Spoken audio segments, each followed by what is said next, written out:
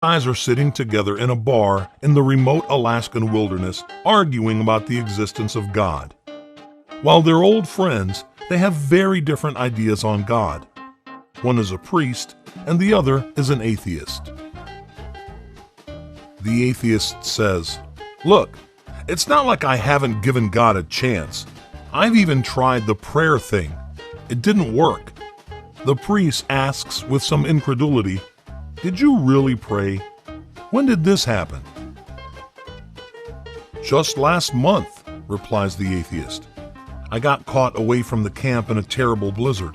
I was totally lost and I couldn't see a thing. It was 20 degrees below zero, and so I prayed.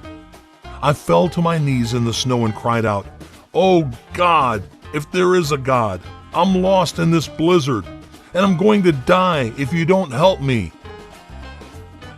The priest looks at the atheist puzzled and says, "Well, then you must believe in God now. After all, here you are, alive." The atheist rolls his eyes and replies, No, that's not how it happened. A couple of Eskimos came wandering by and showed me the way back to the camp." So, where do such different perspectives come from? Confirmation bias is a tendency to look for, interpret, and recall information in ways that affirm our preconception. Whenever we encounter objective facts on an issue, we look at them through the lens of our own beliefs. As a result, we see and overrate where the two intercept. The bias is strongest for emotionally charged issues or when we search for desired outcomes. Wrapped inside popular narratives, cultural beliefs, and family values, a confirmation bias often gets passed on for generations. The priest learned from his ancestors that God is behind everything. The atheist was raised within a family that believed only in scientific knowledge. When we are confronted with unfamiliar or new situations, a bias helps us to draw fast conclusions. If every encounter with a stranger would require us to think of all sorts of possible outcomes, we would not come to any conclusions. Economically speaking, it would be too costly.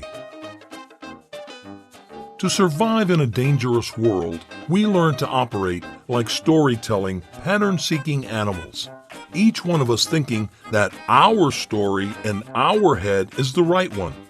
Today, we can afford to slow down and think more deeply about certain issues. When we do this, we can become aware of our own biases.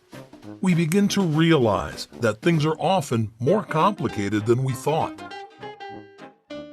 Psychologist Peter Cathert Wasson, who coined the term confirmation bias, left us with this fun little hypothesis rule discovery task.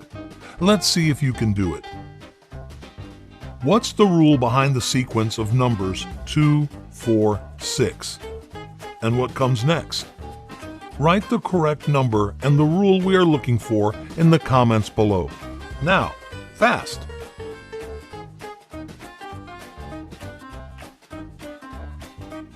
Psychologist and Nobel Prize winner Daniel Kahneman said, "A reliable way to make people believe in falsehoods is frequent repetition because familiarity is not easily distinguished from truth." Which means, if there is time to reflect, slowing down is likely to be a good idea.